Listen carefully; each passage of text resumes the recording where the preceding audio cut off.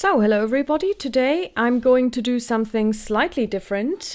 Today I'm going to build a character for 5th edition Dungeons and Dragons. My group is going to play in the not too distant future a game, one of the 5th edition adventure, parts. They're not parts because they're not Pathfinder.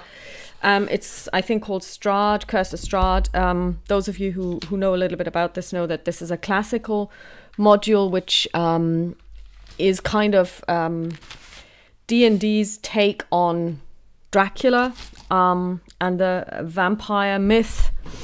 And it has been redone for 5th edition, and we're going to play this particular adventure. And to this end, I need a character. And so what I'm going to do is I am going to build a character and walk you through while teaching myself how to build characters for 5th edition. I built a character for 5th edition once, but that was, to my mind, a long time ago, and I can't recall a lot about it. But I also didn't really pay that much attention because I didn't have the handbook and I didn't have the book. I hadn't read up on 5th edition at all. So I was still very much Pathfinder. I've got, several Pathfinder books, bestiaries, the core rule book, adventure parts, as well as supplements and stuff. But I'd never really looked into 5th edition. Now I've remedied this. I got the player's handbook before my holidays, and it's a great book. Even just the quality of the paper is brilliant, and I really love it. And it's just a really, really, really great book. So if you're a collector of role-playing game books, I can really recommend it. It's top-notch. So I've been thinking about what I would like to play, and I have decided that I want to play a ranger.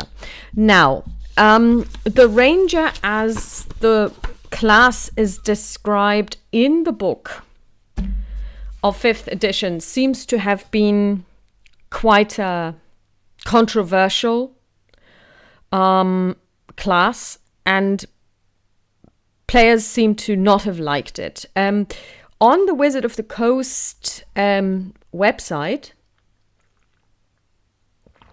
you can find something called Unearthed Arcana, which is bits and pieces of stuff for 5th edition, which apparently are put out there for play testing. So Wizard of the Coast published them. They're not part of the official rules. And then, players around the globe can come in and basically use those adjustments, changes, and then give feedback. So I'm going to read you from the Unearthed Arcana, the Ranger Revised website. Over the past year, you've seen us try a number of new approaches to the Ranger, all aimed at addressing the class's high levels of player dissatisfaction and its ranking as D&D's weakest class by a significant margin. This dates back to 2016. Those two factors combined to put us on the path to this. Those two factors combine to put us on the path to this revision. We have classes that rate as weak, but which nonetheless have high levels of player satisfaction.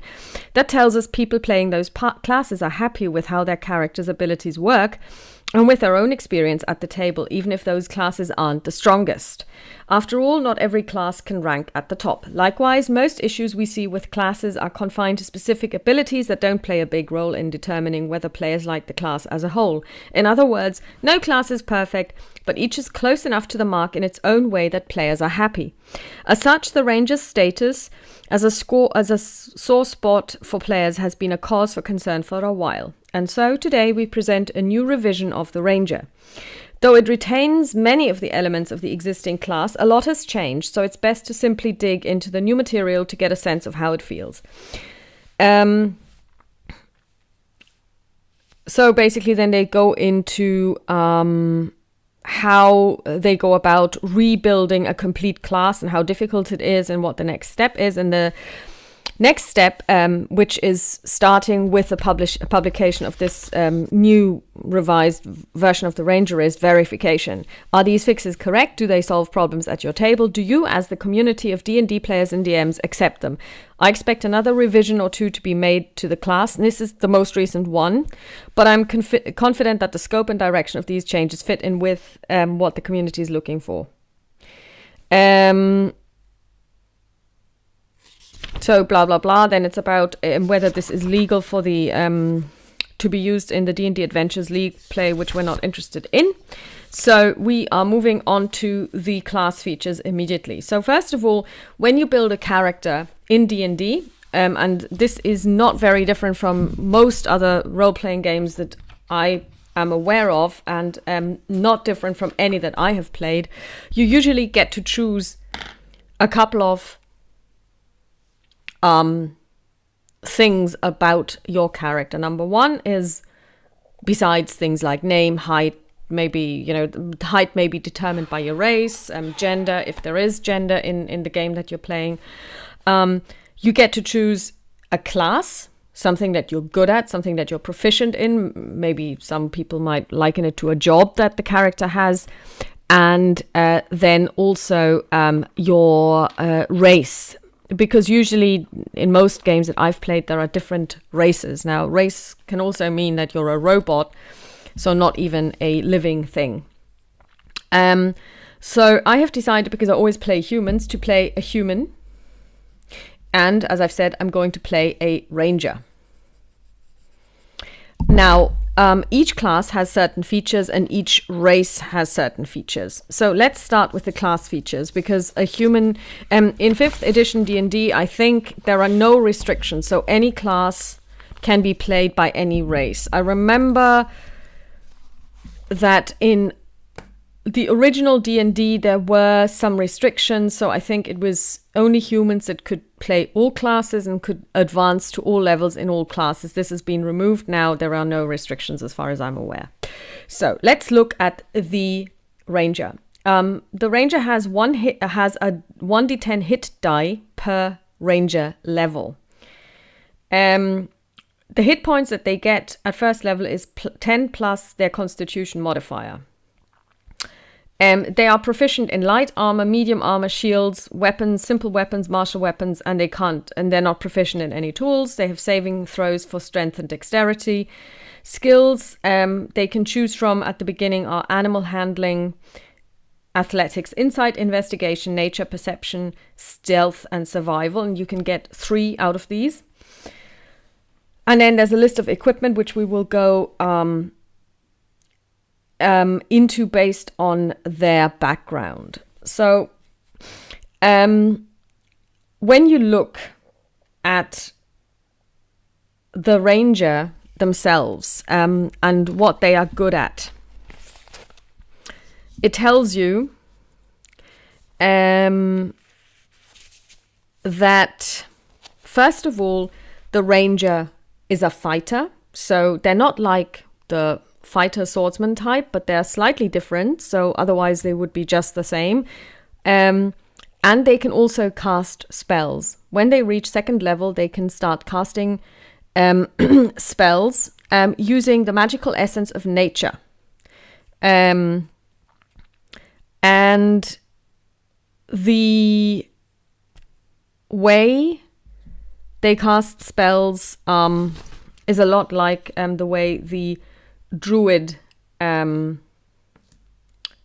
cast spells. Now, when we look at building the character, we have to look at what their saving throws are. So what are your key abilities? We have strength and dexterity, as well as wisdom, because the wisdom modifier becomes important when we cast spells. Because if somebody is trying to resist a spell that you're casting as the Ranger, they will be using 8 plus my proficiency bonus plus my wisdom modifier. So I want them to be as high as possible. And when I attack with a spell, I take my proficiency bonus and my wisdom modifier. So that is very, very important. So when I'm rolling for my character, I want to use high values for strength, dexterity, and wisdom. And this is where the fun starts, because we get to roll dice. And there are different ways in which you can build your character with regard to this. It depends on as well how your DM does it. So we have 7 abilities in total. And we go about determining them by rolling 4 6-sided dice 7 times. And each time we roll 4 6-sided dice, we take the 3 highest numbers and add them together. So if you roll a 1, a 2, a 3, and a 4, you would take 2, 3, and 4, add them together, which would bring you to 9. So we're going to do this 7 times.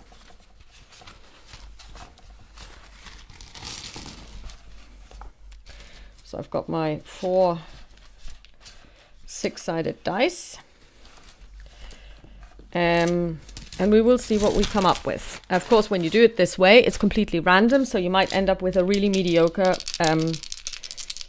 character. But such is life. Oops, that one fell to the ground. We have to re-roll this one. And we rolled 3 5s and 1 3, so that's 15. That's our first value. At this stage, we're not assigning it to any of the abilities. We are just putting them together. So that's number 1. Number 2, we have 2 5s, 1 3, and a 2. So that brings us to 13. We drop the 2. Next up. Oh, that was a good one. This one cocked. Okay, that's 2 5s, a 6, and a 1. So that's 16. So I'm rolling really well. I love these dice. Oh, and another 15, 19. So we're going to drop the 4. So another 15.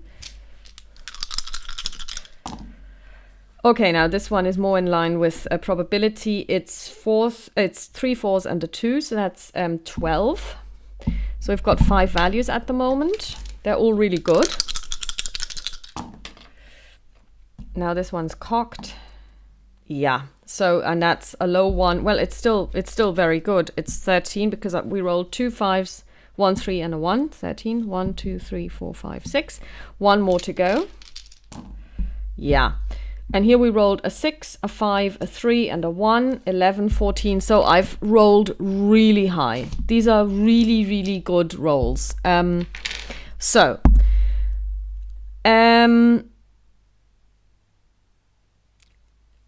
Our lowest score is 12. Our highest score is 16. So this means our ranger is actually going to be really strong. So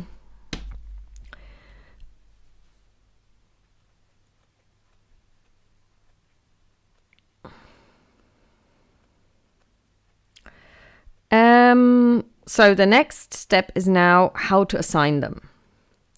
And I'm going to put the highest value of 16 into dexterity. And I'm going to put strength and wisdom at 15, which leaves me 13, 12, 13, 14 for the other abilities. So for constitution,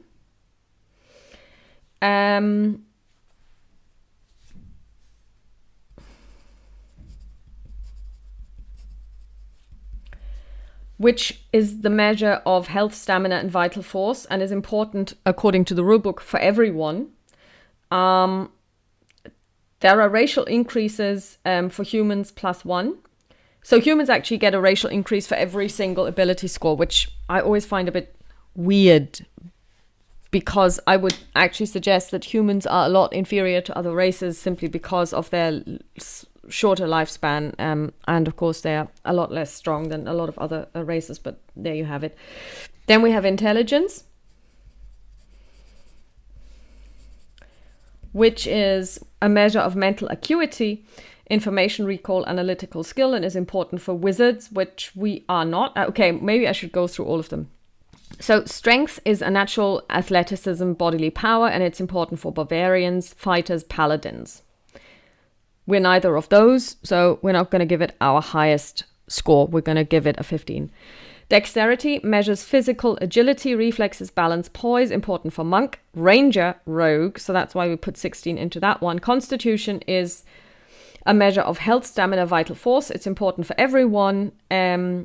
However, we are going to go with wisdom because of, as the third most important one, because that's where we get our magical powers from.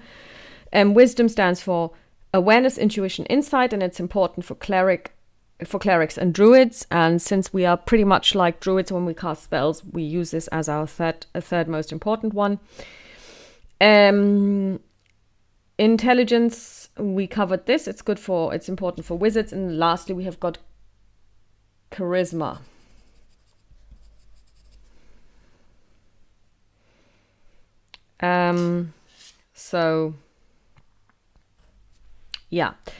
So we're going to assign 14 to Constitution, and we're going to give 13 and 13 to intelligence and charisma. So we are quite a rounded character. So in that respect, we're really good. So what we can now do is we can proceed to put this information into our character sheet. And I've printed off one from the net, which actually also adds your modifiers to it. It's very nice. So first of all, we put in our strength, which is 15. Our dexterity, which is 16. Our constitution, which is 14. Our intelligence, which is 13. Wisdom is 15, and charisma is 13.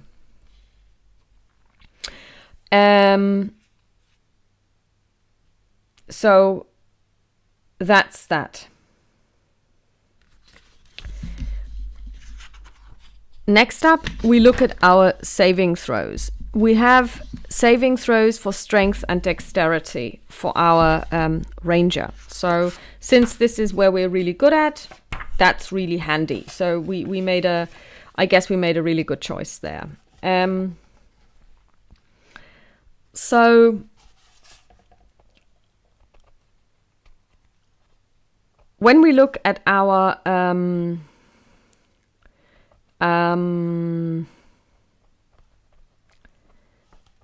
modifiers and other things that we need to look into, we look, for example, at armor class. Our armor class represents how well our character avoids being wounded in battle. Things that contribute to your AC include the armor you wear, the shield you carry, but also your dexterity modifier. Not all characters wear armor or carry shields, however. Without armor or shield, your character's AC equals 10 plus his or her dexterity modifier. So, how do we determine our modifiers? The modifier is your ability minus 10 divided by 2 rounded down. Now that sounds quite awkward, but it's actually not. My dexterity, as we determined earlier, is 16. Minus 10 is 6. Divided by 2 is 3. So this would mean,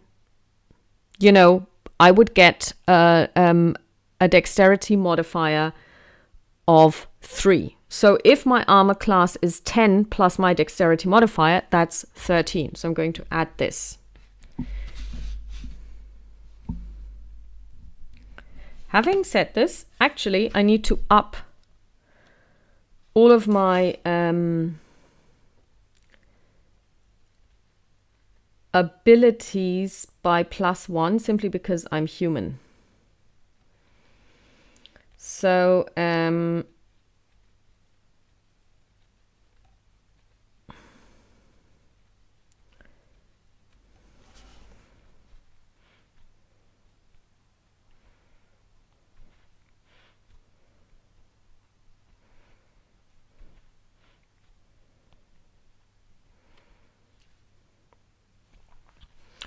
So we will do this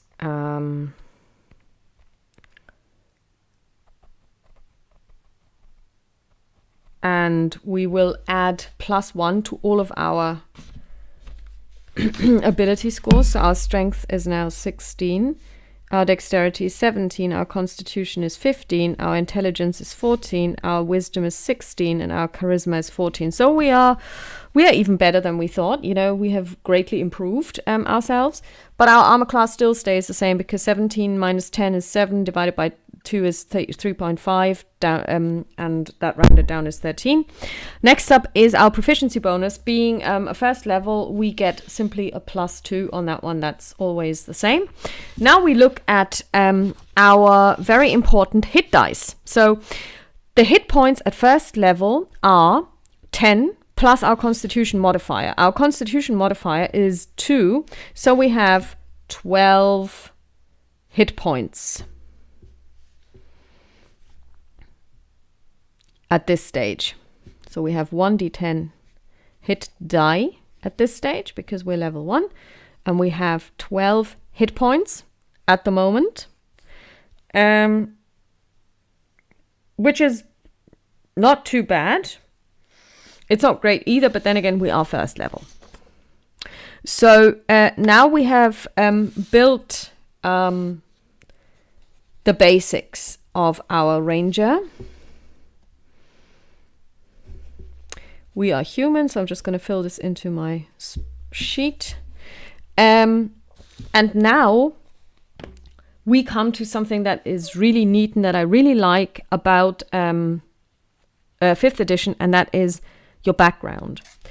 Because your background determines a lot of things about you. And not only is it like relevant for role playing, but it also influences your character's stats to a certain degree. So,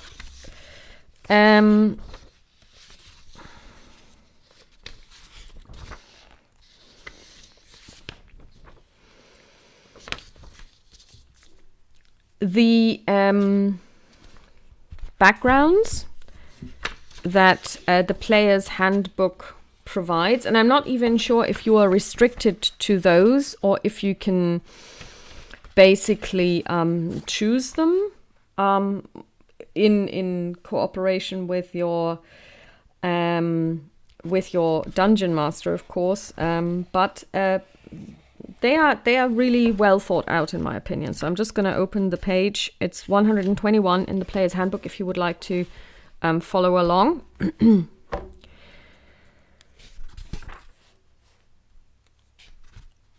First of all, we're talking about alignment. So alignment is essentially, according to the book, broadly describes your moral and personal attitudes. So you have your morality, good, evil, or neutral, and your attitude towards society and order, lawful, chaotic, or neutral. If you are lawful good, creatures can be counted on to do the right thing as expected by society. Gold dragons, paladins, and most dwarves are lawful good. So essentially it means that you're a good person or a good being.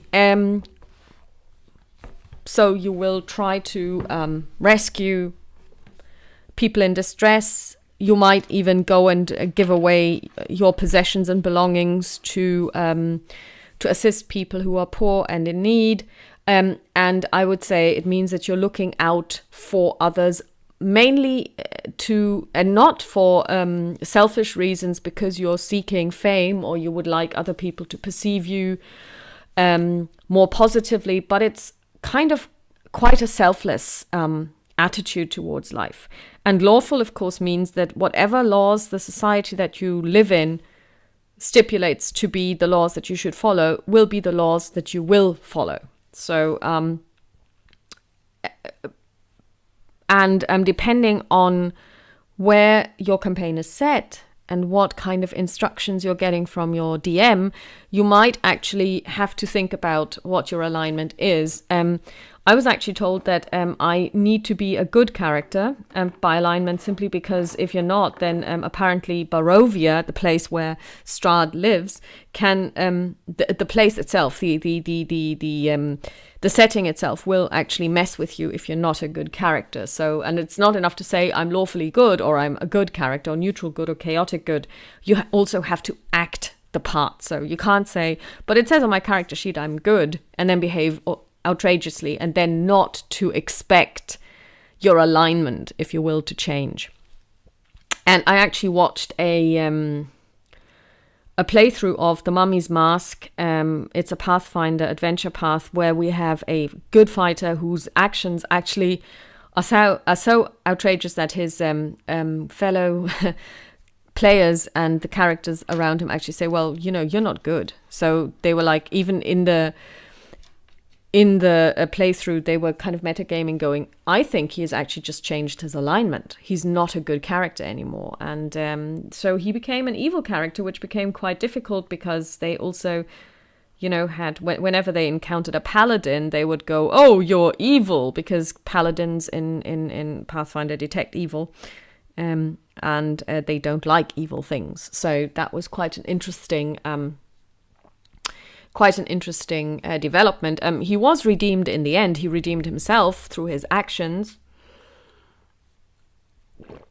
But it was interesting to see how this character's actions went so against the alignment written on his character sheet that everybody was like, you are not a good character. And mind you, they didn't say you're not a good person. Your character isn't a good character. Due to the setting that we will be playing in, I need to have alignment good. And of course, I would also like to know what my character is like. And when you look at the book, you can actually make decisions. So there are different, if you like, characteristics. We have the acolyte, we have the criminal, which of course it doesn't really work if you're a good person. You've got the charlatan, the entertainer, folk hero, guild artisan, hermit, a noble, outlander. Now, I have been thinking about this because I know that we will probably be starting in Eberron, which is the world from which we will be entering Barovia. And Eberron is quite a war-torn world, so I was thinking, okay, how could I fit in my ranger into this? What would the ranger do? Why would they be there?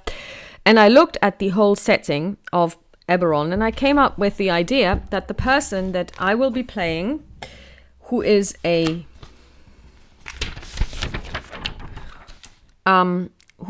ranger, so she needs to come from a place where we have a lot of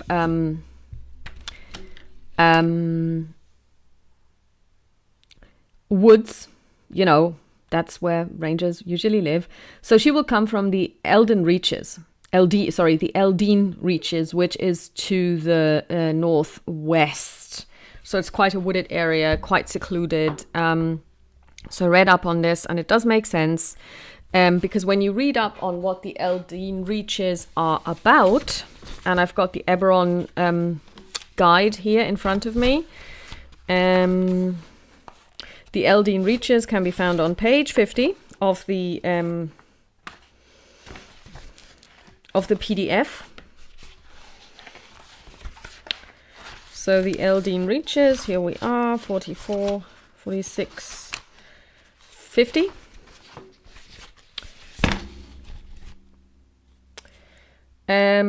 Within the dense forests of the Eldin Reaches, druid sects live in reverence of nature. One sect, the Wardens of the Wood, guards the Eldin Reaches and maintains order. Aberrant monsters also roam the woods, and the Gatekeepers, a druid set up a sect made up mostly of Oars, are dedicated to keeping them from becoming too powerful. So for me, the idea is I grew up in this area, and the way this works is it's not a an urban area by any means. It's a wilderness. So my background is that each of the villages has a group of rangers that actually protect. So I'm not going down the road, I'm a ranger that is a hunter. I'm going to be a ranger that's a folk hero that's going to protect her community. So basically how this works is we have a community of rangers that looks out and ensures that the safety of their community, of their village or villages, like outlying farmsteads. So pretty much a little bit like the rangers in Tolkien, the Dunedain, before they ascend to power again under Aragorn, who becomes king. And by the way, spoilers, he does return as the king. So those of you who haven't seen the film or haven't read the book, yes, he does return as a king.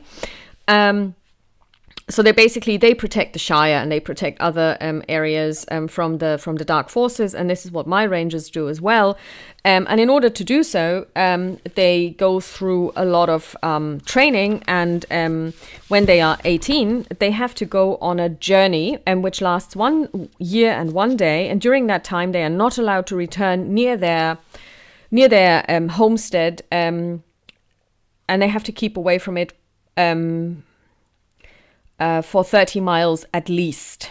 So they have to journey far, and while they are journeying, they have to collect information about the lands that they visit. They have to draw maps, and they have to bring back proof of the different places that they have been to. So those could be items that they find, stories, things like that, to actually show to their community that they have been traveling. So that's the background to this ranger that I'm building. And in order to ensure that this makes perfect sense when you look at the backgrounds, I have decided to go for the folk hero because, for the outlander, because it reads, you grew up in the wilds, far from civilization and the comforts of town and technology. Yes, I did. You've witnessed the migration of herds larger than forests, survived weather more extreme than any city dweller could comprehend, and enjoyed the solitude of being the only thinking creature for miles in any direction. The wilds are in your blood, whether you were a nomad, an explorer, a recluse, a hunter-gatherer, or even a marauder.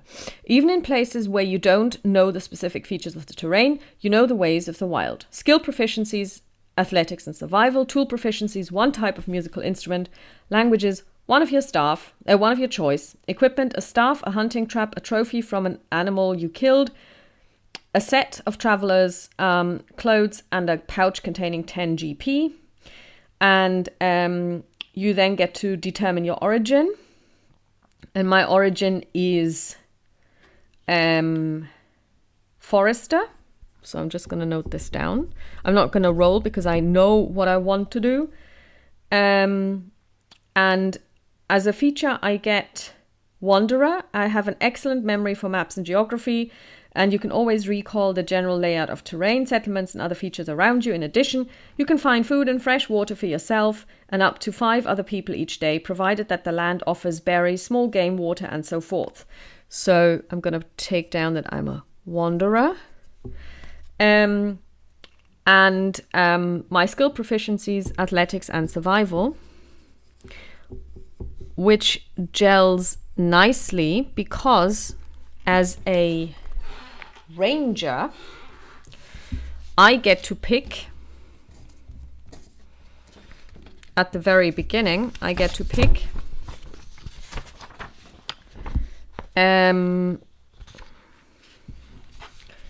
3 from the following skills: animal handling, athletics, insight, investigation, nature, perception, stealth, and survival. I've already got survival and athletics through my background, so I'm going to choose stealth, perception, and I'm going to go into, because I'm not going to go down the road of animal handling, I'm not going to have a companion, I'm going to go into investigation. So I am a very rounded character at this stage, who should also be able to help in the actual adventure where we will be making inquiries in Barovia around what Strahd is up to. Suggested characteristics, personality trait. Oops. I'm driven by wanderlust that led me away from home. I watch over my friends as if they were a litter of newborn pups. I once ran 25 miles without stopping to warn to my clan of an approaching orc horde. Well, that's wrong from a grammatical point of view. I do it again if I have to. I have a lesson for every situation. No, I don't, because I'm only 18 years old. I place no stock in wealthy or well-mannered folk. Money and manners won't save you from a hungry owl bear. No. I'm always picking things up, absently fiddling with them. No, because she's a ranger, she would probably have to stand still for long periods of time. I will go with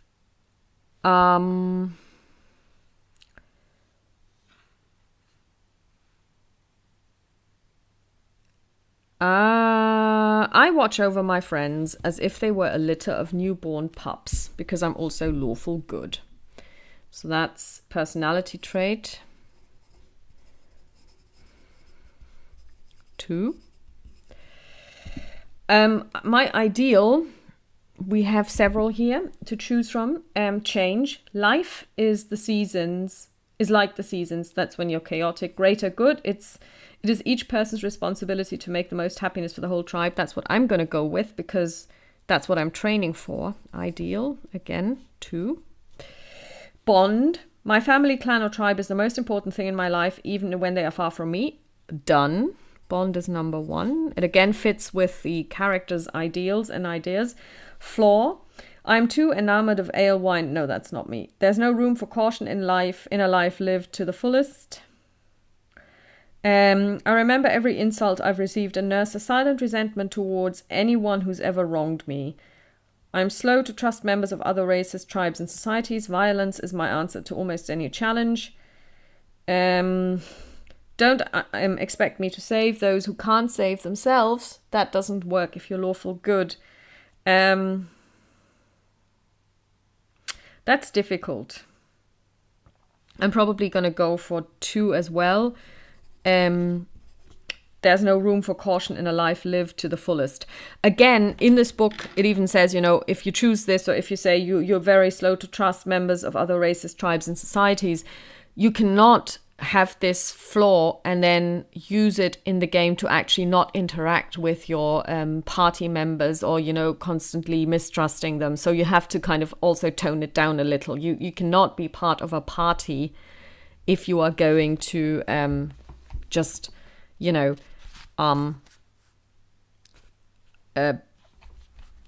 be in constant confrontation with them. So now let's look at a couple of other things that we get for level 1. As features, we get Favored Enemy and Natural Explorer. I'm going to read this from the Unearthed Arcana again. Favored Enemy. Beginning at first level, you have significant experience studying, tracking, hunting, and even talking to a certain type of enemy commonly encountered in the wilds. Choose a type of favored enemy: beasts, fae, humanoids, monstrosities, or undead. You gain a +2 bonus to damage rolls with weapon attacks. Now, let's think about this. I'm going to go to Barovia. I know this. Strahd commands a plethora of undead. So why don't we just choose undead? Favored enemy, undead.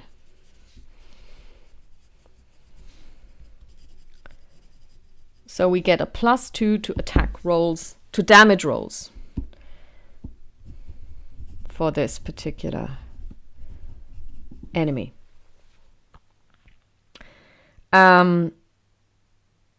Additionally, you have advantage on wisdom survival checks to track your favorite enemies.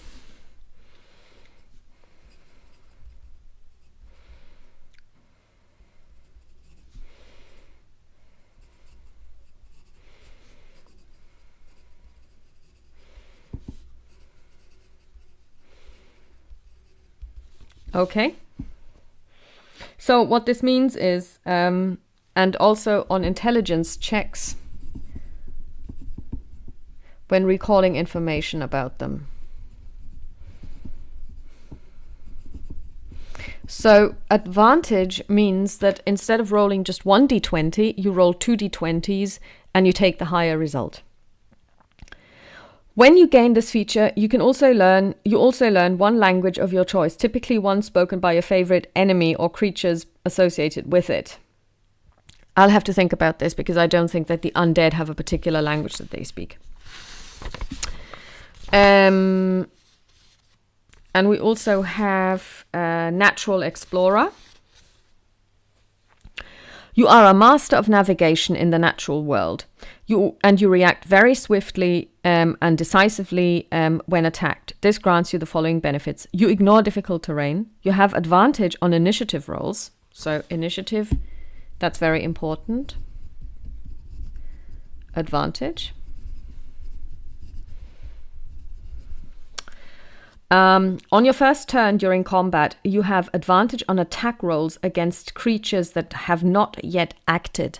So anyone whose initiative is lower than yours and who hasn't acted, I get advantage when I try to attack them, which is great.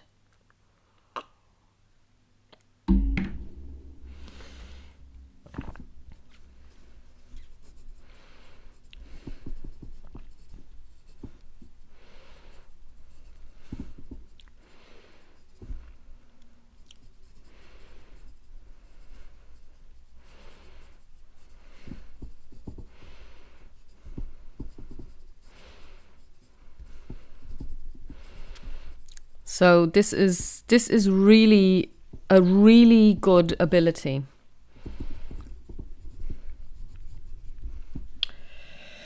In addition, you are skilled at navigating the wilderness. You gain the following benefits when traveling for an hour or more. Difficult terrain doesn't slow your group's travel. Very important if you're trying to cover long distances. Your group can't become lost except by magical means.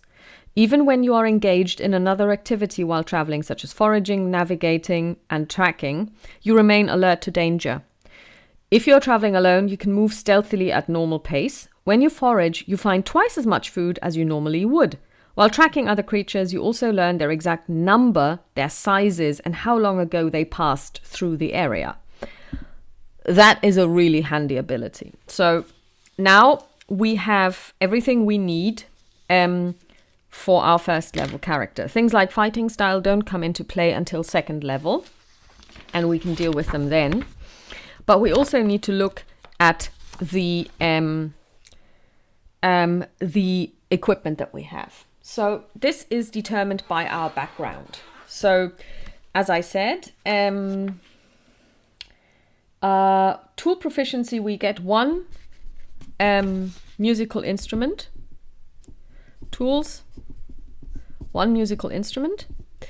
And when I first read this, I was like, oh my God, I mean, what kind of a musical instrument would that be? I mean, I'm a ranger, I'm walking around loads, so it can't be a grand piano, it can't be something that is very big, but also, when would I have time to do anything? So I was thinking flute or recorder.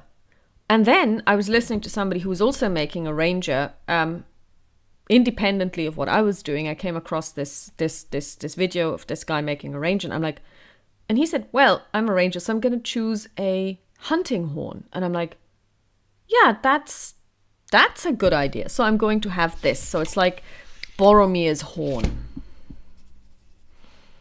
So I'm going to have a horn. I get a staff, a hunting trap, a trophy form of an animal I killed, a set of traveler's clothes, and a pouch containing 10 GP. And with regard to what I'm going to use as weapons, I am going to take, and this is very important, because I want to specialize in two-handed fighting. So in order to do this, you can't just take anything and everything. It has to be of a certain size, because first of all, it has to be the weapon you're using. Both of them have to be one-handed. And of course, if you think about it, certain things don't really lend themselves to be double-wielded. So when we look at the short sword,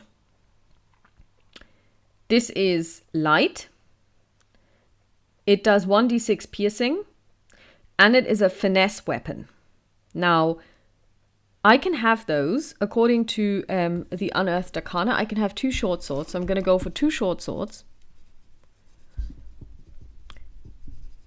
And I'm going to also get a longbow, according to the Unearthed Arcana. And I can choose between a scale mail or leather armor. Let's see. Scale mail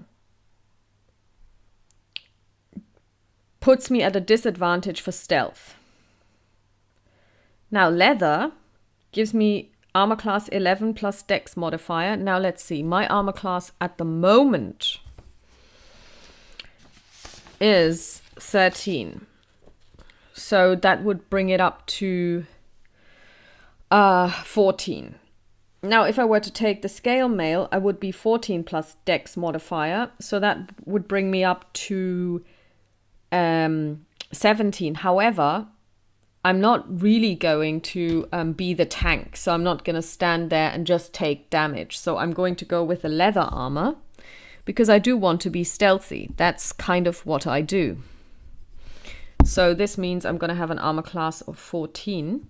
And now I would like to go back to the weapons. Because when you make an attack roll, let's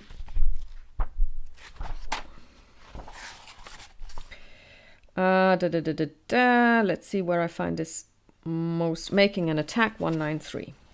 Let's see if they actually tell you how to roll for this. When you make an attack, your attack roll determines whether the attack hits or misses. To make an attack, roll a d20 and add the appropriate modifiers to that roll. When a character makes an attack roll, the 2 most common modifiers to the roll are an ability modifier and the character's proficiency bonus. So my proficiency bonus at level 1 is 2. The ability modifier used for a melee weapon is strength, and the ability modifier for a ranged weapon is dexterity. Yes, you will say, okay, that makes sense. My strength is 16, so my modifier would be 3. However, using a finesse weapon means you are using your dexterity modifier instead. Now, my dexterity is 17. So again, at the moment, this is only 3 because 7 divided by 2 is 3.5, rounded down is 3. So at the moment, there is no difference. But if I didn't have as high a dexterity and my strength was even lower, it would make a difference. So I'm going to take my short swords because they are finesse weapons, because for the ranger, as we determined earlier, the most important, or I would say the most important abilities is the dexterity. So it's very good if you use weapons that use your dexterity modifier instead of your strength modifier. So I would attack with a d20 and I add 5 to my roll because my proficiency bonus is 2 and my dexterity bonus is 3 when I use my short swords, and the same goes for my longbow. So if you use a finesse melee weapon, it works exactly the same way as your ranged weapons. Now, since, of course, the ranger is somebody who uses ranged weapons mainly, it's quite good to put a lot of power into dexterity, as we said earlier, and then choose finesse weapons when actually working in melee. Working in melee, attacking in melee. So this means that we now actually have a really good character put together. So we will see how she fares. I was actually hoping to be able to update you on her progress as we go along. The problem is we won't be playing now for at least another several months. And also, we will probably do the character building together. So while the values will probably change depending on how lucky I am on the day when I roll for my different abilities, the background and everything else will stay the same. So I won't change the favored enemy, and I won't change the background. I won't change her alignment. So this will all stay the same. Some of the abilities may have different scores, but I actually wanted to do this little feature on building a ranger because I always find it helpful when I build a character to not only think about their background and, like how it fits into the story, but also to understand the mechanics of building a character. And since I've never built a character for 5th edition with doing any prep work beforehand, I really enjoyed this one, and I just thought I was going to share it with you. And I wish you a happy Saturday and talk to you soon. Bye-bye.